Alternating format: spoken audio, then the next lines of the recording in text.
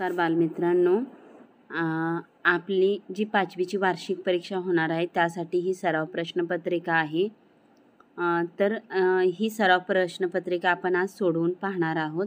यापूर्वी मी मराठी विषयाची सराव प्रश्नपत्रिका सोडवून दिलेली आहे. आज आपण गणित हा विषय अभ्यासणार आहोत. तर इयत्ता 5वीसाठी गणित विषयासाठी सुद्धा 5 मार्क तोंडी, 5 प्रात्यक्षिक आणि 40 गुण हे लेखीला असणार आहेत. एकूण 50 गुणांची ही परीक्षा होणार आहे. ओके, चला आपण प्रात्यक्षिक आणि तोंडी प्रथम पाहूयात. त्यामध्ये प्रश्न क्रमांक पहिला अ दिलेला आहे. तुमच्या मनाने शाल किंवा साडी यांच्या किनारीसाठी आकृतिबंध तयार करा. तर बालमित्रांनो, साडी किंवा शाल याची जी बॉर्डर असते, किनार असते, त्यावर जो आकृतिबंध आहे तो आकृतिबंध तुम्ही तुमच्या मनाने तयार करायचा आहे. एक उदाहरण मी आता इथं देईन. इथं 2 रेषा दिसत आहेत. त्यामध्ये मी जर अशा पद्धतीचा आकृतिबंध मी तयार केला तर तुम्ही यापेक्षा वेगवेगळ्या डिझाईन तुम्ही तयार करू शकता. ओके, मी इथं तात्पुरती तुम्हाला एक आकृतिबंध या ठिकाणी तयार करून दाखवलेला आहे. असा आकृतिबंध तुम्ही तयार करू शकता किंवा यामध्ये आणखी अशी डिझाईन तुम्ही काढू शकता. ओके, तर प्रश्न क्रमांक 1 अ आपण पाहिलेला आहे. त्यानंतर प्रश्न क्रमांक 1 मधील ब आहे ते तोंडी परीक्षेसाठी आहे. काय आहे पहा ब प्रश्न. चौरस संख्या म्हणजे काय? तर बालमित्रांनो, चौरस संख्या म्हणजे काय याचं उत्तर तुम्हाला तोंडी द्यायचं आहे.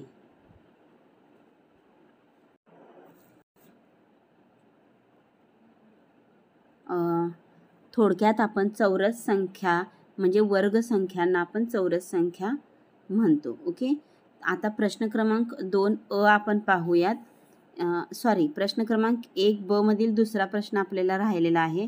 तुमच्या सभोवताली आकृतिबंध कोठे आढळतो? तर पहा, तुमच्या सभोवताली आकृतिबंध कोठे कोठे आढळतो ते तुम्हाला लिहायचं आहे. काही उदाहरणं मी सांगेन. साडीचा काठ, बेडशीटची बॉर्डर किंवा उशीच्या खुळीचे जे कव्हर असतात त्याची बॉर्डर, त्यालासुद्धा आकृतिबंध असतो. किंवा एखादा फ्रॉक असेल, फ्रॉकची जी किनार आहे तिथंसुद्धा तुम्हाला आकृतिबंध दिसून येणार आहे. आणखी तुम्ही अशी वेगवेगळी उदाहरणं या ठिकाणी सांगू शकता. प्रश्न क्रमांक 2 अ दिलेल्या तक्त्यातील मूळ संख्या व संयुक्त संख्या शोधा. तक्ता 1 ते 36. तर 1 ते 36 पर्यंतच्या मूळ संख्या, संयुक्त संख्या शोधायचे. मग मूळ संख्या आणि संयुक्त संख्या तुम्हाला शोधायच्या आहेत. तर पहा, 1 ते 36 मध्ये मूळ संख्या जर पाहायच्या असतील आपल्याला तर तुम्हाला माहिती आहे की त्या संख्येला त्याच संख्येने भाग गेला पाहिजे किंवा त्याचे विभाजक जे आहे ते 1 आणि तीच संख्या असली पाहिजे. म्हणजे उदाहरण पहा, इथं 3 आहे. 3चे विभाजक 1 आणि 3 हे 2च येणार आहेत.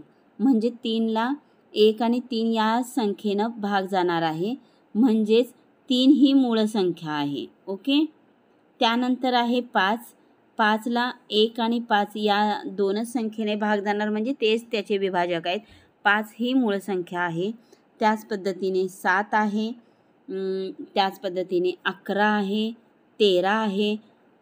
तर या पुढील मूळ संख्या तुम्हाला शोधायचे आहेत. ओके, आता संयुक्त संख्या म्हणजे ज्या संख्येचे विभाजक हे 2पेक्षा जास्त असतात त्यांना संयुक्त संख्या म्हणतात. तर आपण पाहूया, इथं 4 जर घेतलं तर 1, 4, 2 हे 2पेक्षा जास्त विभाजक येणार आहे. 4 ही संयुक्त संख्या आहे. त्यानंतर 6 घ्या. 1, 2, 3, 6 हे विभाजक आहेत, म्हणजे ही संयुक्त संख्या. अशा संयुक्त आणि मूळ संख्या तुम्हाला या तक्त्यातून शोधायच्या आहेत. यासाठी 3 गुण आहेत. तुम्हाला तुमचे शिक्षक मूळ संख्या विचारतील किंवा संयुक्त संख्या विचारतील, त्या 3 संख्या जरी सांगितलं तर तुम्हाला इथं गुण मिळून जातील. ओके,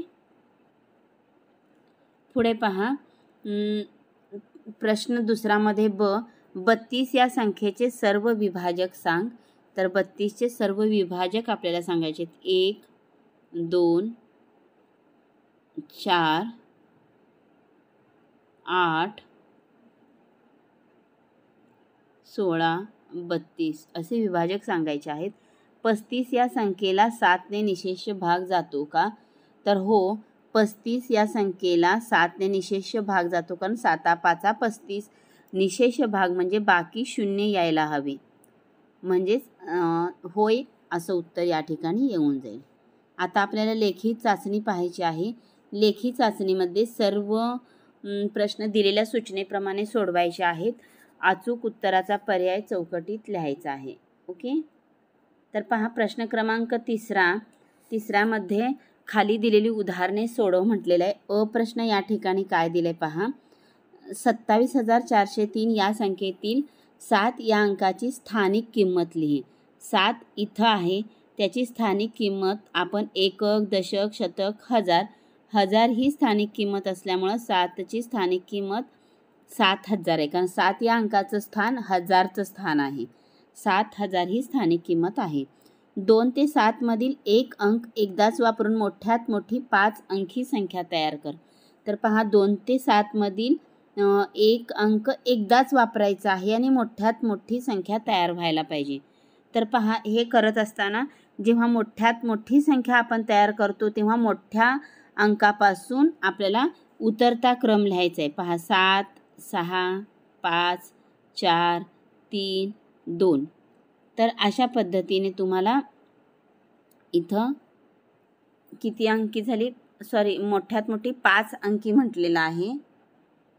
आपली इथं किती अंकी झाले, 6 अंकी झालेली आहे. ओके, नंतरचा 2 आपण कट करूया. तर पहा 7, 6, 5, 4, 3 ही मोठ्यात मोठी 5 अंकी संख्या तयार झालेली आहे.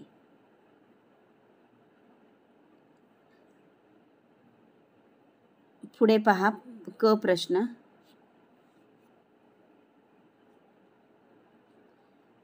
एका बचत गटाला एका वर्षात 3,67,542 रुपये नफा झाला. ही संख्या अक्षरात लिही.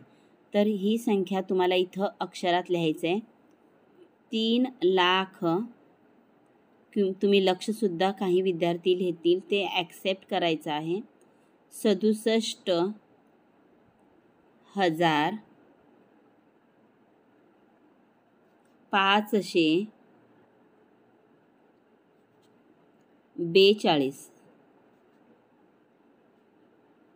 तर ही जी संख्या आहे ती अक्षरात तुम्हाला अशा पद्धतीने लिहायची आहे. पुढील प्रश्न बघा. कोणत्या संख्येला 28ने गुणल्यास गुणाकार 4,844 येईल? तर तुम्ही इथं काय करायचं आहे, 4,844 भागिले 28 करून पहा. 4,844 भागिले 28 करा म्हणजे उत्तर येईल. तर याचं उत्तर येतं 173. किती येईल? 173. ओके, पुढील प्रश्न आपण पाहूया. बेरीज कर. इथं तुम्हाला बेरीज करायचं आहे. बेरीज अगदी सोपी आहे. 5 आणि 4 9, 6 आणि 4 10, हातचा 1, 5 आणि 1 6, 6 आणि 5 11. उत्तर आलेलं आहे 81,609. वजाबाकी करायचं आहे.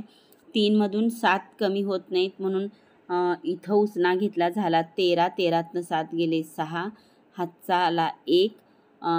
इथं बघा किती होईल. 7तून 7 गेले 0, 6तून 6 गेले 0, 6तनं 9 गेले 7, हातचा 1 4, म्हणजे उत्तर येतं 47,006. ओके, पुढील गुणाकार करा म्हटले.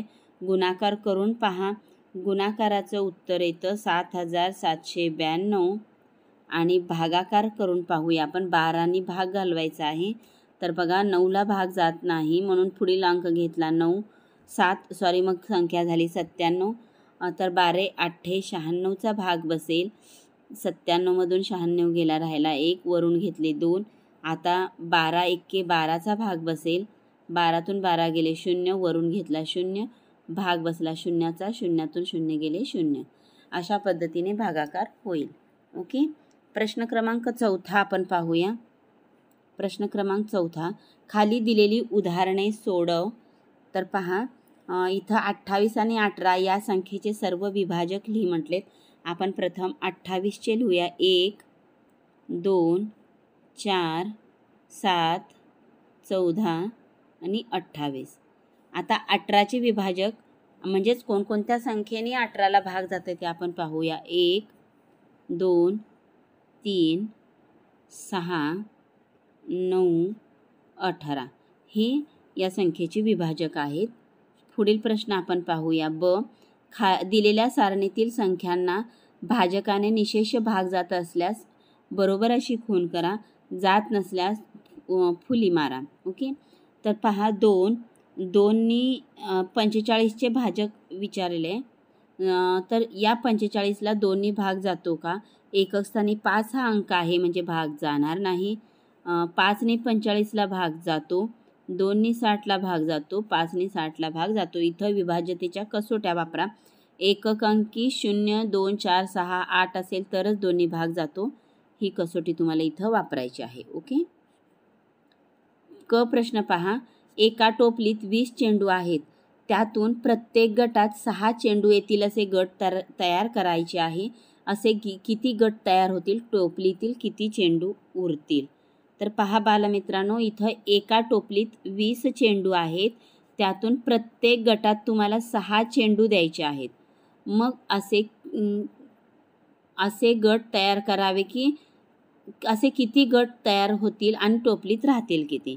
तर यासाठी आपण काय करूया, 20ला 6ने भागूया. तर तुमच्या लक्षात येईल 6×18 म्हणजे भागाकार म्हणजे समान वाटणी असते, हे लक्षात ठेवा. म्हणजे 3 गट तयार होतात. किती गट तयार होतात? 3 गट तयार होतात. आणि शिल्लक किती राहतात चेंडू? तर 2 चेंडू शिल्लक राहतील. असं तुम्हाला तिथं लिहावं लागेल. ओके, चला प्रश्न क्रमांक 5 आपण पाहूयात. खालील प्रश्न सोडवा. खालीलप्रमाणे क्रीडांगण तयार करावयाचे आहे. त्यासाठी एका चौरस मीटरला 650 रुपये खर्च येतो. तर संपूर्ण क्रीडांगण तयार करण्यासाठी किती खर्च येईल? तर पहा, इथे एक क्रीडांगण आहे. याचा आकार तुम्ही पाहिला असेल तर आयत आहे. लांबी 40 मीटर, रुंदी 30 मीटर आहे. ओके, एका चौरस मीटरला 650 रुपये खर्च येतो. तर हे क्रीडांगण तयार करण्यासाठी किती खर्च येईल? तर प्रथमतः तुम्हाला क्षेत्रफळ काढावं लागेल. आयत असल्यामुळं आयताच्या क्षेत्रफळाचं सूत्र तुम्हाला इथं वापरावं लागेल. आयताचं क्षेत्रफळ लांबी गुणिले रुंदी, लांबी गुणिले रुंदी. मग लांबी आहे 40, रुंदी आहे 30, टोटल झाले 1200 चौरस मीटर. मग आता याचा खर्च काढण्यासाठी तुम्हाला काय करावं लागेल? 1200 गुणिले 650 जो प्रत्येक चौरस मीटरचा दर आहे करावा लागेल. मग याचं उत्तर येईल तुमचं 7,80,000 रुपये. ओके, अशा पद्धतीने तुमचा गुणाकार येऊन जाईल. चला आता प्रश्न क्रमांक 5 मधील बी प्रश्न आपण पाहूयात. प्रश्न क्रमांक 5 बी. खालील आकृतीच्या सर्व बाजू समान लांबीच्या आहेत, तर तिची परिमिती किती? तर पहा, परिमिती बरोबर सर्व बाजूंची बेरीज हे सूत्र तुम्हाला लिहावं लागेल. परिमिती बरोबर सर्व बाजूंची बेरीज. या ठिकाणी सर्व बाजू समान लांबीच्या दिलेल्या आहेत. तिथं ची बेरीज समान लांबीच्या दिलेल्या आहेत.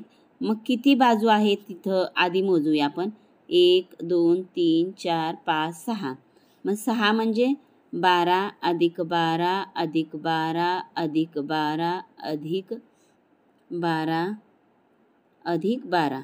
6 बाजूंचे आपण 12 12 12 12 घेतलो म्हणजेच 12×72 सेमी येतं उत्तर. तर या आकृतीची परिमिती जी आहे ती 72 सेमी येईल. ओके, चला प्रश्न क्रमांक 5 मधील क प्रश्न आपण सोडून पाहूयात. क प्रश्न आपण पाहूयात. पहा इथं प्रश्न वाचा. आलेख कागदावरील आकृतीचे क्षेत्रफळ काढ. या आलेख कागदावर जी आकृती दिलेली आहे ती सुद्धा आयत आहे. 5 सेंटीमीटर लांबी, 4 सेंटीमीटर रुंदी आहे. आकृतीचे क्षेत्रफळ काढ म्हणलं आहे. म्हणजेच आयत असल्यामुळं आयताचे क्षेत्रफळ बरोबर लांबी गुणिले रुंदी. आयताचे क्षेत्रफळ बरोबर, तुम्ही सूत्र सलग लिहा,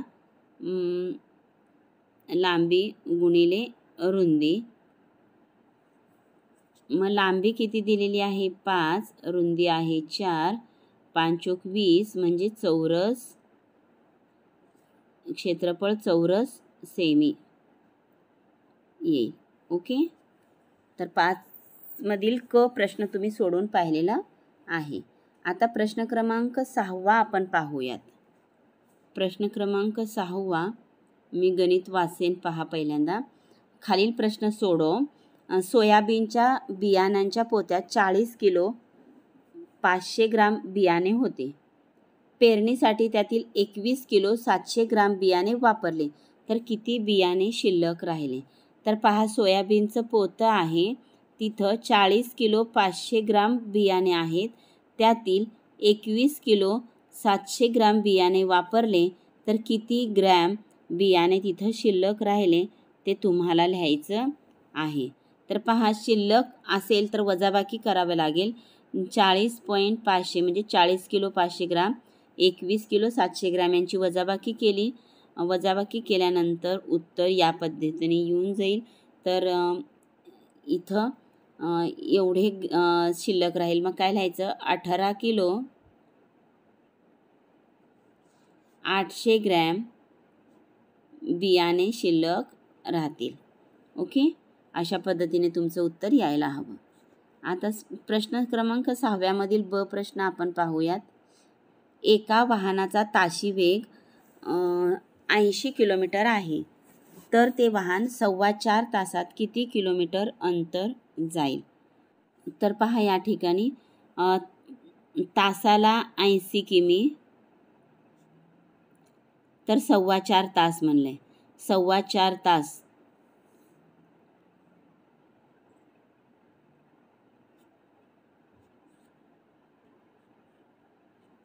4.25. तर पहा, तासाला 80 म्हणजे 4 तासाचे झाले. 8 चोक 32 म्हणजे 320 किमी, आणि वरचा जो 1.25 आहे त्याचे 20 किमी जर आपण ॲड केलं तर टोटल होतं 340 किमी. इथं मी मांडणी केलेली नाही गणिताची, तुम्हाला मात्र मांडणी करून सोडवायचं आहे, कारण मांडणीला 1 गुण आणि उत्तराला 1 गुण मिळणार आहे. ओके. 2 गुणांसाठी हा प्रश्न आहे. मांडणी करून सोडवा. इथं पुढं पहा,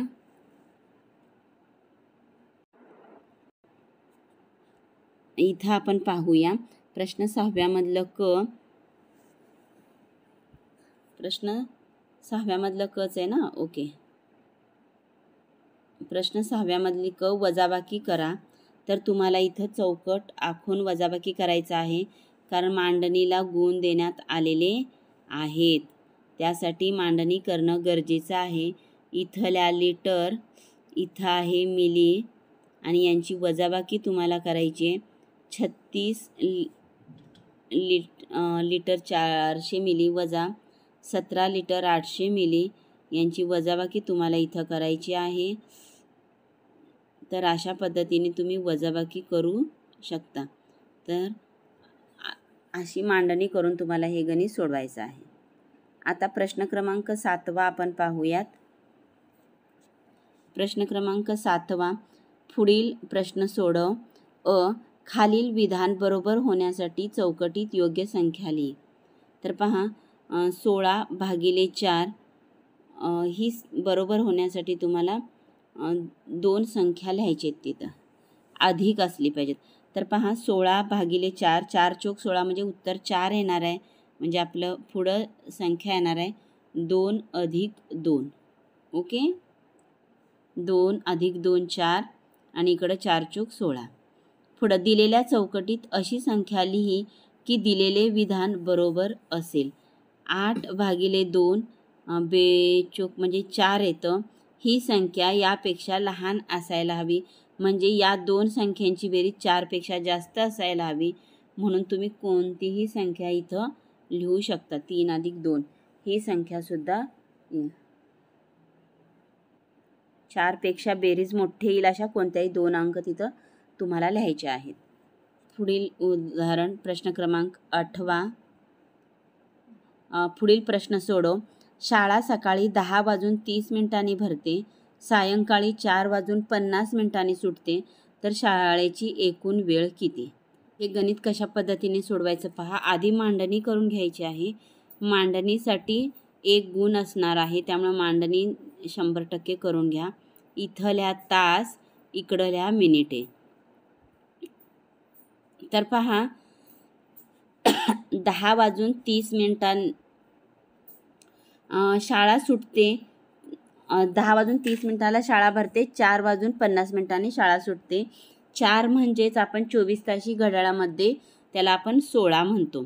16:50 शाळा सुटते आणि भरते 10:30. म्हणून अशी वजाबाकी करायची.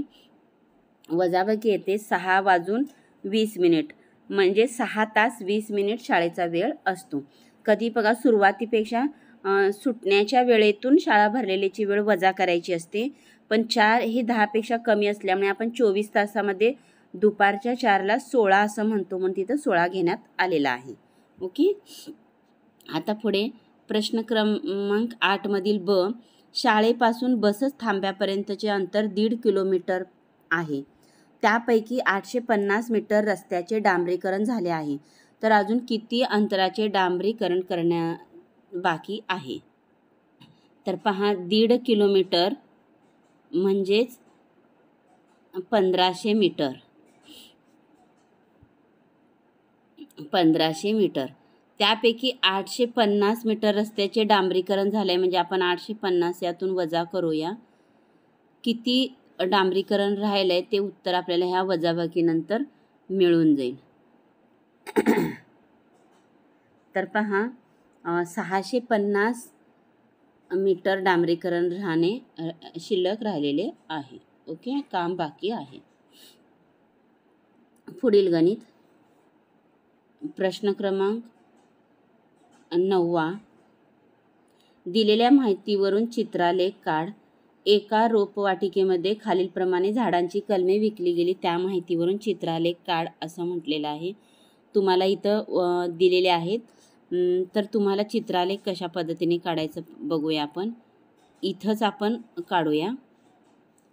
तर पहा इथं तुम्हाला कलमाचा प्रकार लिहायचा आहे आणि इथं चित्र काढायचे. त्याआधी प्रमाण लिहायचे. तुम्हाला प्रमाण काय द्यावं लागेल तर पहा, एक फळ प्रमाण देताना एक लक्षात ठेवायचं. इथं 72, 24, 36, 60 हे सगळे 12च्या पटीतील संख्या आहेत, म्हणून एक फळ बरोबर 12 लिहायचं.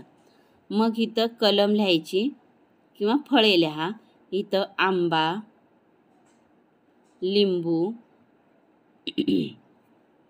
संत्री, चिक्कू. आता या संख्येनुसार तुम्हाला चित्र काढायचे आहेत. आंब्याची 72 संख्या आहे. 12 संग 72 म्हणजे असं 6 चित्र तुम्हाला इथं काढावी लागतील. 5, 6. इथं 24 म्हणजे 12 दोन्ही 24. लिंबूचे 2 तुम्हाला काढावे लागते. संत्री 36, 12 त्रिक 36 म्हणजे 12 त्रिक 36 म्हणजे 3. 12 पंचे 60, 5 60 म्हणजे 5 झाडं इथं तुम्हाला काढावी लागतील. अशी चित्रालेख तुम्ही काढू शकता. ओके. तर अशा पद्धतीने आपण ही सर्व प्रश्नपत्रिका या ठिकाणी सोडवून पाहिलेली आहे. तर ही नमुना प्रश्नपत्रिका आहे. अशा सर्व प्रश्नांचा तुम्ही सराव करू शकता, समजून घ्या आणि व्यवस्थित आपण परीक्षेसाठी तयारी करून घेऊयात. थँक्यू.